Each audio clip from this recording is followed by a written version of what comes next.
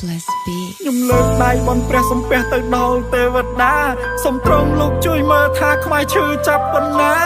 គេយកកំភ្លើងមកគំរាមបាញ់ប្រហាព្រះសង្ឃរាកស្រកឈាមបងទីហ៊ានឈាមនេត្រាសម្រេចតែឈឺចាប់ខ្ញុំបាញ់ចេញជាសំនៀងរ៉ៃរ៉ាប់ពីរឿងពិតស្រកលោហិតព្រោះចោលសៀមខ្មែររងលំបាកចាក់ចំណាក់ពីសង្គ្រាមរស់នៅដោយរងទុកជាប់ក្នុងថ្លុកសិតតែឈាមនៅតកាលឈឺចាប់ថាវាកន្លងផុតទៅហើយចាត់ទុកខ្មែរជាវ័យមិនក៏អ្នកជន់គ្មានថ្ងៃស្បើយរឿងរ៉ាវប្រវត្តិសាស្ត្រឈឺដល់ក្មេងជំនាន់ក្រោយតែឥឡូវពេលនេះยังត្រូវឈឺទៀតហើយក្រឡេកមកទិដ្ឋភាពដូចនៅក្នុងរបបបល័យគេវាធ្វើបាបខ្មែរគេចាប់ផ្ទះគុំភ្លៀងទាំងថ្ងៃពួកឯងសាហាវណាស់ចិត្តពួកឯងសាងពីអ្វី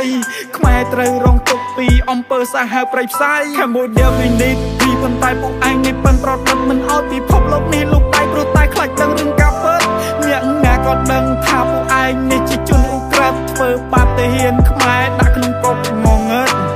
Thai start the war on the way no just stone ធានខ្មែរខ្លះគេចាប់ខ្លះស្លាប់ចោលទាំងមុខ4កូនទឹកភ្នែករាខ្មែរហូរលោចទន្លេឈឺដូចស្បូនឈឺគ្មានថ្ងៃស្បើយចងចាំហើយមិនសាបសូន្យខ្មែរខ្លាំងខ្មាំងខ្លាចព្រោះខ្មែរតាំងចំហរឹងមាំរឹងតាំងដូចជើងសសតស៊ូទូរែកទោះបីធ្ងន់ដូចថ្មប្រឹងប្រែងទុះព្រាត់នៅតែប្រឹងបន្ត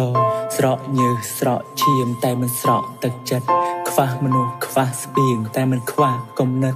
បាក់កម្លាំងបាក់កាយតែមិនបាក់ទឹកចិត្ត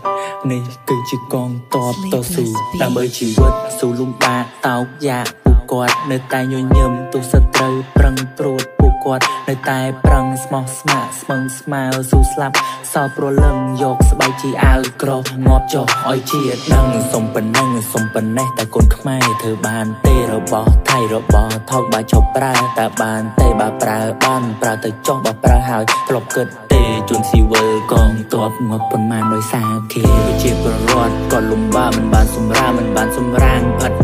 ភ័យខ្លាចសំបីតែបាយហូបមិនបានយប់ជ្រៅក៏គេមិនលក់ពួកអថៃវាតាមរំខានពួកអានេះវាថោកទាបថោកជាងសត្វដីរឆានអរគុណដល់កងទ័ពដែលតែងតែការពារតតាំងទប់ទល់ទាំងដែលខ្លួនរងងារទេវតាឃុំក្រមកងទ័ពទាំងអស់គ្នាសុខសាន្តបានសុខជោគជ័យគ្រប់វេ